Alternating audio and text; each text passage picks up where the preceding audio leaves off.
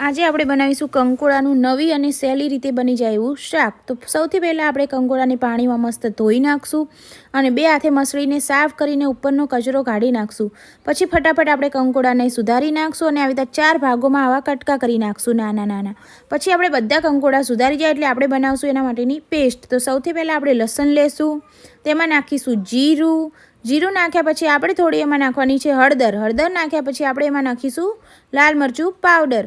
તો આ બધું નખાઈ જાય એટલે આપણે એને મસ્ત ટીચીને મસાલો બનાવી નાખવાનો છે। તેમાં નાખશું 2 ચમચી પાણી નાખીને આપણે લસણની પેસ્ટ તૈયાર છે અને તમે કારા મરી પણ નાખી શકો છો।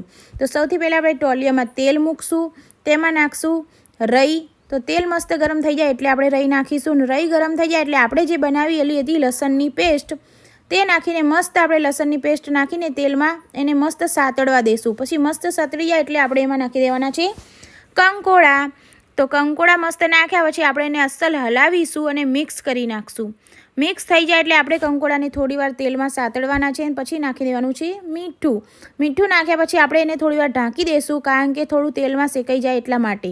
પછી આપણે જોવાનું છે કે મરચું ચોટે છે કે નહીં ટોલિયામાં। જો થોડું મરચું ચોટતું હોય તો આપણે એમાં થોડું નાખી નાખશું પાણી નાખીને આપણે મસ્ત ટોલિયું ઢાંકી દઈશું ને એટલી જ વારમાં આપણું કંકોડાનું શાક બનીને છે તૈયાર। તો તમારે પણ આવું મજેદાર કંકોડાનું શાક ખાવું હોય તો સહેલી અને નવી રીતે બનાવી શકો છો। તો આપણે જો કંકોડાનું શાક થઈ ગયું છે બનીને